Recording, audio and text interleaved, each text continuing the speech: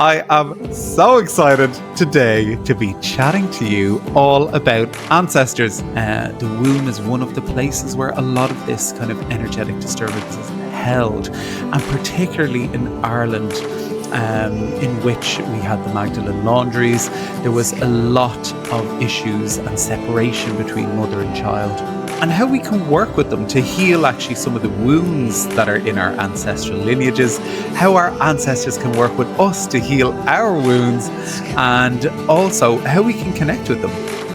I'm your host, Dr. Anthony Rafferty, medical doctor, PhD, acupuncturist, and intuitive energetic healer.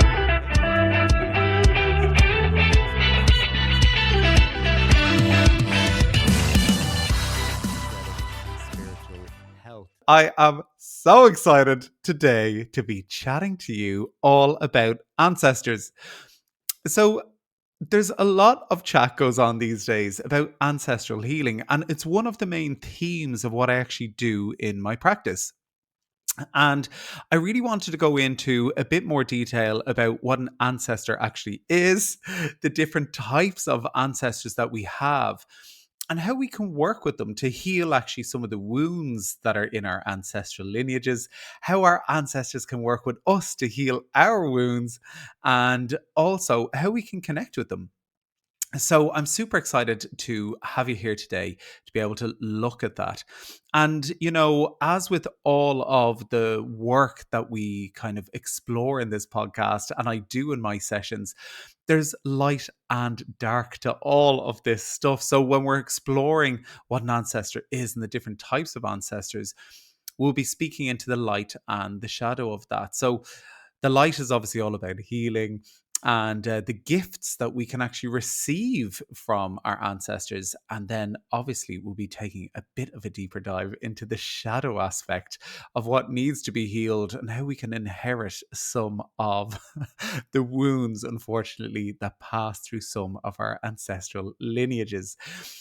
So let's get stuck in. So there are loads of different types of ancestors, and I first got introduced to this theme when I was reading a book by Mark Wolin, and he kind of talked about inherited trauma and how it comes down the family lineage, and that we basically inherit trauma from our ancestors. And my mind was absolutely blown away by this. I went through the book with a fine-tooth comb, and it really resonated with me. And obviously, that was many years ago. And I've gone on a journey since as a shamanic healer and realized that we actually work with so many different types of ancestors through our healing journey. And there's quite a large spiritual context to ancestral work as well, which is just so fascinating and it blows my mind. And in the sessions that I do with people where we go deep into their ancestral lineage, the stuff that comes to the surface blows my mind. It just blows my mind. Some of the sessions, even after doing this work for years, still leave me speechless with regard to what is held in the family lineage that can cause so much discomfort and dispute and despair within our lives. So, what am I talking about? Essentially, I'm talking about inheritance through our biological lineage. And I'm specifically talking about our blood ancestors. So these are our genetic ancestors. So they're our parents, our grandparents, our grandparents, and everybody that extends back along our genetic lineage. So they're literally the DNA that's in our blood. And generally speaking, I tend to find that they have lived experiences that then get transmitted through our lineage down to us. And some of us step forward to be the change makers in our family lineage. We step forward to be the vessel for change, to be able to sit into some of the trauma that's been passed down through the family lineage and to basically transmute it into light. And I know a lot of the people that step through my door are these change makers or the transmuters of this inherited trauma that can move through the lineage. So some of us actually feel a lot of deep pain and fear and shame and all of these things that actually isn't ours. It's been inherited. So, when I went through my medical training, the scientific term that we used to look at all the time was kind of genetic inheritance. And, there's a scientific term called epigenetics, where things kind of move down through family lines and are amplified from one generation to the next. And there's been a lot of studies, especially in animals or animal models, that show that how certain things are expressed within a family lineage can be determined from a point of onset that's much further back in the family line. And this absolutely blew my mind when I was actually in my very scientific head studying medicine and working as a scientist. I found it all really quite fascinating. But now that I actually work on a very energetic and spiritual level with people, I see that, some people come through to me and they're like, oh, I was told that this disease is not genetic. And I look at them and I go through their family lineage and I'm like, well, we may not be able to explain it as genetic in medicine, but this is very much energetic. And there's an energetic imprint or this kind of distortion within the energy body that's been handed down through the family lineage. And we can actually heal these energetic imprints that are handed down through doing ancestral healing, essentially. So, what am I kind of speaking specifically into here? I'm speaking into the trauma that's been handed down through the family lineage. And what might that look like, essentially? It could be a great grandfather who was in the war. And kind of still echoes that within the men, this kind of energy of war and trauma that run through the family line. And obviously, because I do a lot of work with the womb is one of the places where a lot of this kind of energetic disturbance is held, and particularly in Ireland. In which we had the Magdalene laundries, there was a lot of issues and separation between mother and child that happened within our lineages here. So there's some deep, deep wounding that I tend to feel when I work with people on a very deep, energetic or shamanic level. And essentially, it's about kind of exploring that trauma and removing the energetic imprint that's been handed down through the lineage. However, one thing I love to say to people is it's not all about the shadowy crap that we've inherited. You know, it's not just about the addictions, the grief, the silence, the poverty, and the fear that we've taken on. We can also inherit the gifts. And this is the thing. It's all about kind of this lovely balance between the shadow and light. We can also tap into these beautiful energies and gifts of these beautiful skills that they may have had back through the lineage. For example, your maternal grandmother may have actually been a healer, but she actually silenced her gifts. But she could be really, really have been quite gifted within her healing ability. So, when we look at that specifically, obviously there was an issue with how she expressed herself, and that's part of the wound that we heal while we work with her. And her energy, but the healing energy that you receive as a gift is almost like a beautiful nod to what you can inherit from a more light side of things, which is really, really lovely. So this is but one of the ancestors that I tend to kind of explore with people, and that's our biological lineage, our blood ancestors. And I often say to people, well, how do we actually work with our ancestors? How do we connect to them? And I love doing this work. So in practice, I tend to use kind of healing energetics, hands on energy work, where I bring people through guided meditation and shamanic journeying to actually meet some of these souls. And through practices like family constellation work on a deep energetic level, we can actually interact with these beautiful energies or ancestors within your biological lineage to do some healing work. And the thing is, some of these ancestors have carried such deep trauma that actually, you know, when we help them to heal during these sessions, it frees their soul. We're doing healing work with souls that may not be actually in the physical realm anymore, and you're relieving them of the burden of some of these energies that they carry in their soul.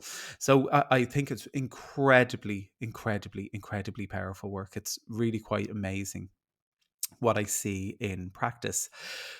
Another practice that I tend to recommend for people if they really want to get deep into their ancestral work is to set up an ancestral altar. And I love working with the ancestors in this way. It involves like collecting some family photos or heirlooms and setting up a sacred place in your home where you offer like healing gifts, you offer beautiful flowers, maybe you offer some kind of alcohol or tinctures that they would have loved, or some tobacco, or maybe if you're baking, you're offering some food to the ancestors. I really, really love this. And having an ancestral altar can be such a beautiful way to honor your biological lineage, your family lineage. Uh, and I should speak into this actually because I work with a lot of people who are adopted also. So, although I'm speaking into biological lineages here, we can also work with the lineages of the family that we have being raised by. So, I think it's quite fascinating when I'm doing this type of work because it's almost like there's multiple threads that feed into the energy system of people that have been adopted. And so of course they carry a lot of shadow that they can actually heal on behalf of multiple different lineages, which is a huge undertaking. But also the gifts that they can receive from all of these different lineages is quite phenomenal as well. So generally speaking, a beautiful ancestral altar in which you make offerings regularly and you set lovely intentions to heal on their behalf and ask them for guidance and healing, which they can support you on. It can be really, really powerful. And I love, love, love doing this type of work with our ancestors. The next group of ancestors that I want to talk about are the ancestors of the land that you live on. So, this can be kind of work with ancestors that are linked to the land, but also the indigenous ways in which that land holds memory from people that used to live on the land previously. So I this is really quite amazing, especially in Irish culture, because some of the work that I do with people, we're literally going deep into actually the lineage of ancestors and the wounds that the land holds, and we're healing that because land has memory too. Land has an energetic memory, and it's quite fascinating what we can actually tap into on this journey with the land and what we can heal and what we can inherit from going into legal agreement with the land. Because actually, we agree when we sign our contracts, our legal binding agreements, that we become energetically entangled with the land that we live on.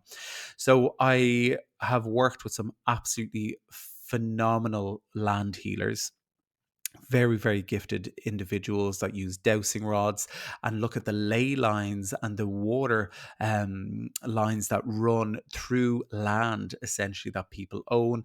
And some of these very gifted healers can tune into the energy of the land and can determine if there's any trauma there that needs to be released and healed.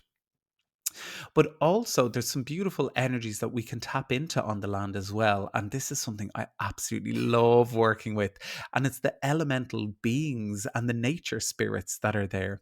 So, generally speaking, I love tapping into the energetics of the elementals. So, these are these little beings, kind of fairies and nymphs and other energies that are associated with the different types of plants, the different trees that might be there. Essentially, they're all these gorgeous spirits of these beautiful, beautiful natural elements that can assist us with our journey of healing. And I always find it quite fascinating because one thing I've learned from kind of deepening my knowledge about herbs and herbal medicines is that a lot of people end up living on land with herbs and different uh, beautiful natural elements that grow locally based on what they themselves need in their body, which I just find fascinating. So, really start to take note if you're living somewhere with some green space. What's growing locally? How can you connect with the elements, the little elemental beings and the nature spirits that are there? And also, do you know any history about the land? What was the land used for previously? Because land holds memory, it has a spirit. And, it's a really good idea to go into alignment with the elementals, with the nature spirits, and with the ancestors of the land, because honoring them helps us to live in right relationship with the land and to avoid spiritual disconnection. And living in right relationship with the land and with the beautiful world around us is called Aini. It's to live in right relationship with the beautiful spiritual connection that the land offers us. So, tuning deep into that energy, how can you honor those beautiful energies that live on your land? And usually, what I tend to recommend is making offerings. So, that can be with water or flowers, or like I said, some beautiful tobacco or different things that maybe you collect in the home. Maybe it's nuts and seeds to feed the birds and just connect with the land. I tend to love the practice of grounding where I just walk barefoot and I ask for permission. I ask for permission when I enter onto any new land. And also every day when I step into a green space and I'm grounding, I'm like, is it okay for me to be here and connect with the local trees and rivers and stones? And it's such a beautiful and magical way to live life when you ask for permission to be on the land. And we often get a deep sense of, yes, that's okay, or no, you can't be here.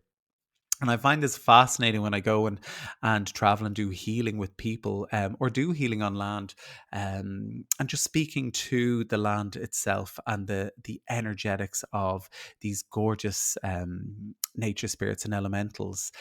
I will always ask permission as well if I'm taking anything from the land. I'll ask the land, I will ask those nature beings and elementals whether it's okay for me to take what I'm going to take from the land. And, sometimes when I'm visiting some beautiful locations or some spiritual sites where the land and the stones and all of these things hold energetic memory of kind of these sacred sites. Is it okay for me to take this stone, or maybe it's a twig or some trees or some berries or whatever that might be? And you'll generally get a good sense of whether you have permission to do it or whether you don't. And just try it a couple of times. Tune into your intuition and just begin to listen. And if you get a sense that no, you shouldn't be taking something, well, then put it back. And if it's okay to take some of those things, you can potentially offer them at different sites, which is really beautiful. I carry a little sacred satchel, a little purse almost, in which I have some of my sacred offerings. I work a lot with my ancestral guides, my shamanic ancestors, which I'll speak into in just a moment. But they really like tobacco, so I carry loose tobacco, and I also carry little stones and berries and gifts that I've received from some of the other sites that I've visited, and I offer them anytime I visit a new location as a little offering to the spirits of the land and to the energy of the land, for welcoming me into that space. It's really, really important. When I moved house recently as well, I made sure to really connect with the energetics of the land I was moving onto, with the energy of the house. And I made offerings. I did deep energy clearing. And now what I do is I grow vegetables. I've put in a little a beautiful little wildlife pond out the back. I grow so many beautiful flowers that honor the space. And I've created loads of biodiversity in that space by simply just turning up and kind of co-creating with the land, to bring beautiful harmony and just abundance to the space. So you'd be surprised when you tend to start tapping into these things, how much the land will speak back to you when you begin healing on its behalf and honoring the land that you are on. Really, really, it's so special. So we have spoken a little bit about our blood ancestors, and we've spoken a little bit about the ancestors of the place or the land that we live on. But also, I'd like to speak into a little bit with regard to your spiritual ancestors. So you're outside of your bloodline, you can connect with your soul lineage. So we are beautiful, gorgeous beings of light. And we come into this human body, which consists of blood and bone. But the light of our soul carries a special understanding that extends far beyond just this physical life. So our soul is eternal. It's lived many lives before, and we can really connect and tap into just the magic that our soul holds. You know, what I tend to see through my shamanic work is that our soul comes with a beautiful army of spirit guides, of different deities. We can connect to ascended beings, and we can connect to teachers and healers that exist beyond the veil of what we see as reality in our physical world. And this is one thing that I adore about the shamanic work. The deeper I went into my meditation, the deeper I went into my shamanic practice, and I began to use my third eye, my vision beyond what my physical eyes could see. It's almost like you're seeing beyond the veil of physical reality. You begin to be able to connect with your guides and your ancestors that are more linked to your spiritual and soul lineage. And I just think this is such a precious and magical ability that we can all tap into. So, what are these kind of soul and spiritual ancestors? They are essentially beings of light, and they walk with you as protectors and teachers, and they guide you back to your soul path. So, when I was on my shamanic training, I heard a lot about fate, and people talked a lot about fate. But one of the teachers that I have learned a lot from, he speaks into fate being fatal, because essentially fate is what we're handed down through our ancestral lineage. And this is our blood lineage, what we've inherited, and that's the trauma, that we walk day to day in the shoes of the ancestors. However, we can actually heal that. We can take the shoes that we've inherited off, and we can step onto the path of our destiny. So, if fate is fatal, and that's based on all of the conditioned beliefs and the basically the footsteps that we're walking in through the conditioned um behaviors and lives of the people who came before us, what does it look like to step off the path of fate and onto the path of destiny? Well, destiny is what our soul is here to achieve. It's about going on the path to actually free ourselves from all of the conditioned behaviors of our human existence, and to tap more into the beautiful predestined soul path that the eternal nature of our heart and our being is here to live. And that means tapping into our divinely unique gifts and the light that we hold. And it means that we actually have to journey through a lot of the wounds that have been imposed upon us, that keep us small, that suppress us, and prevent us from sharing our authentic light with the world. So, what do these spiritual and soul ancestors do? They essentially help us to reclaim the gifts from our past lives, or any unfinished work from other versions of ourselves, so from other realms of existence and from past. Traumas. It's about working through these things to reclaim the light and the gifts of our soul, and allow us to walk the path of our soul in this lifetime, the path of our destiny, not the path that has been predetermined by our ancestral trauma, from our more blood and bone ancestors. It's not to do with what's been fated to us. It's about our destiny. So, one of the most magical parts of this journey that I've been on is the path of connecting with my guides, the path of connecting with ascended masters.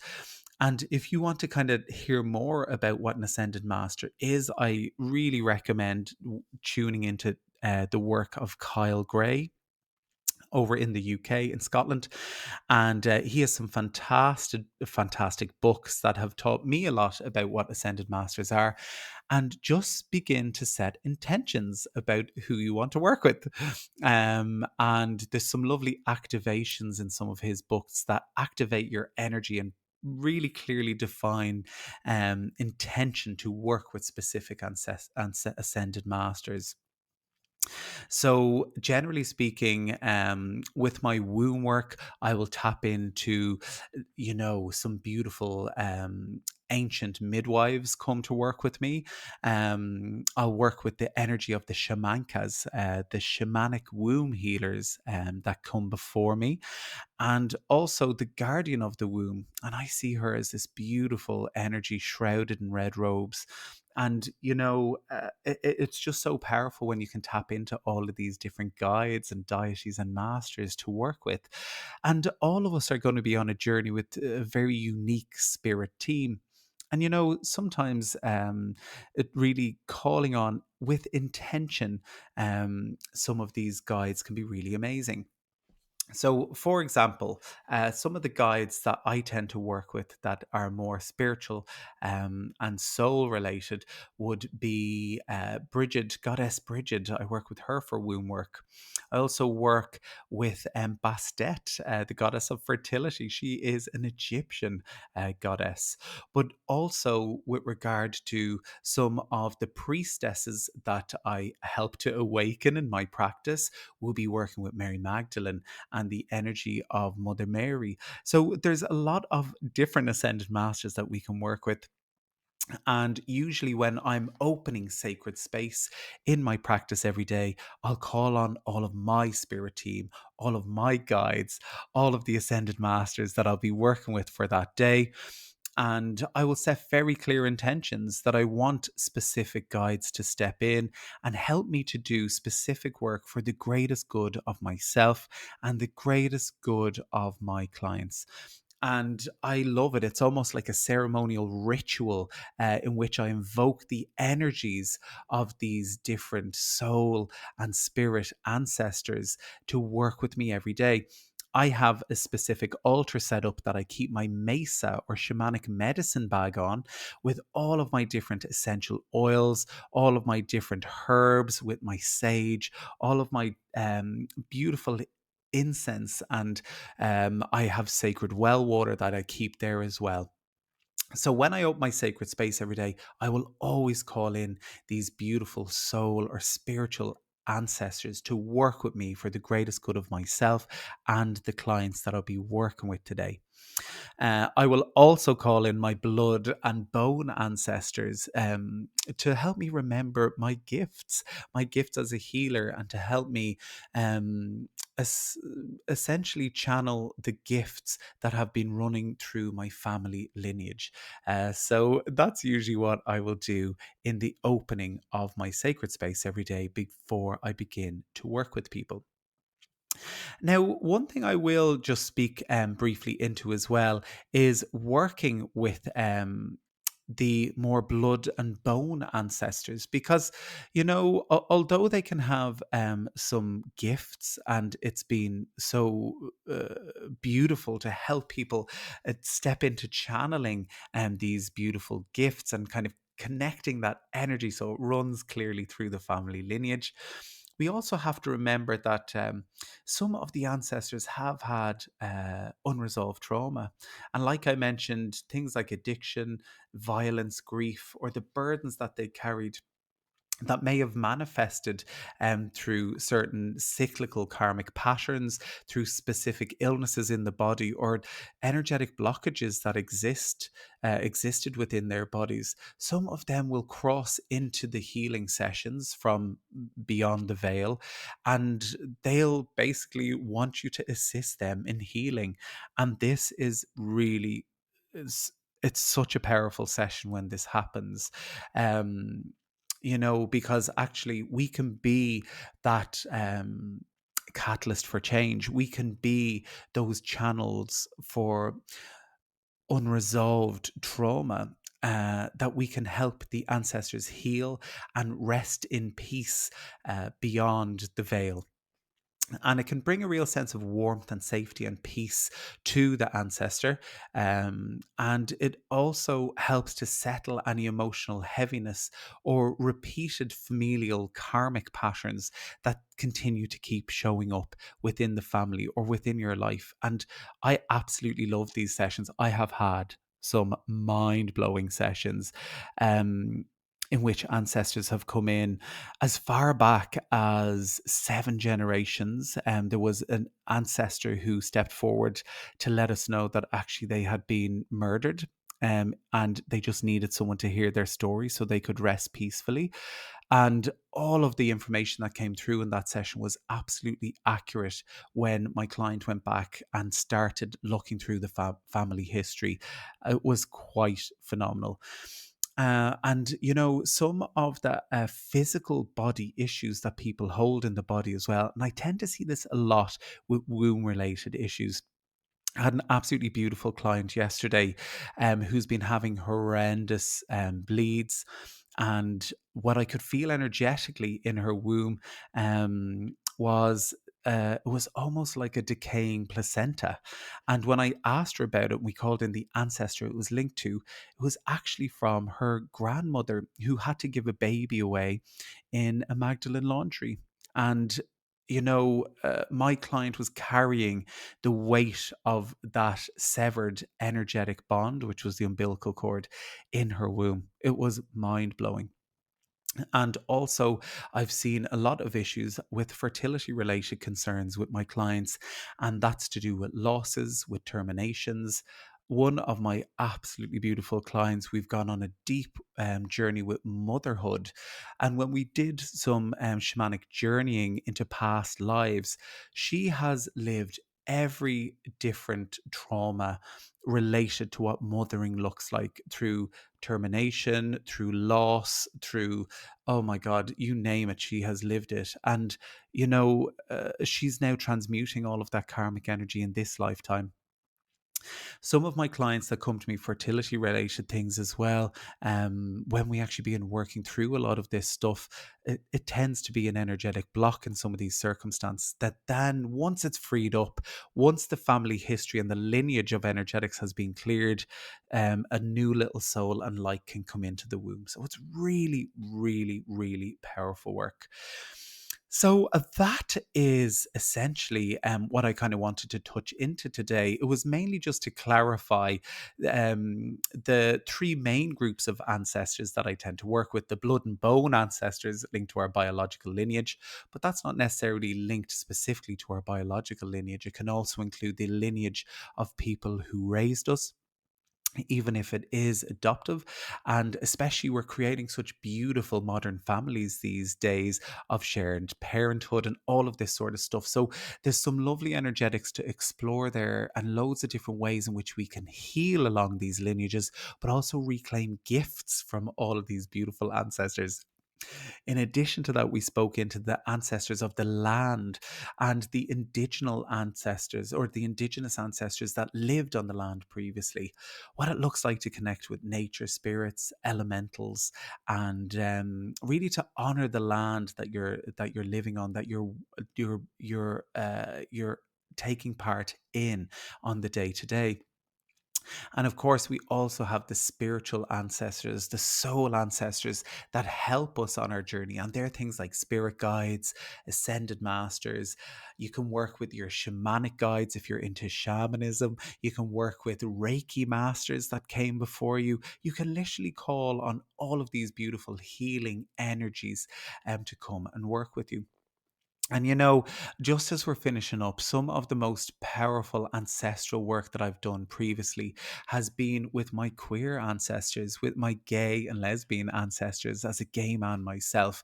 It has been incredibly powerful to call on their strength, to actually look back through the ancestral lineage of what it means to be a gay man and all the ancestors that came before me that made it okay for me to be the gay man that I am today, to live with my beautiful partner, to be open with my friends and family and my community about my beautiful life and who I love. And like tapping into the energetics of that can be utterly powerful, especially as we go into Pride weekend this weekend. I always honor the ancestors who allowed me to live the life that I'm living today. And you can do this with anybody, with any group or community that you connect with. You can absolutely tap into the ancestral um, energetics of these gorgeous souls that came before, and you can honor them for the sacrifices and what journey that they went on contributed to how you live today. So it is absolutely an amazing journey to go on to connect with your ancestors, and you can really tap into going on a journey with them through kind of ritual, invoking their energies, calling them to be with you by setting up ancestral altars, and also by setting intention through potentially some shamanic journeying and also some dream work in which you call certain ancestors to be with you before you go to dream and ask them to work with you to help you heal when you're in your dream space. So that is me today talking all about ancestors and some of the fascinating work that I do with ancestors, and how you can begin to tap in to the energetics of healing trauma within your ancestral lineages. But also calling on and reclaiming the gifts that these ancestors can help you to embody. So, with love from my heart to yours and all of my ancestors, sending love, Dr. Tony.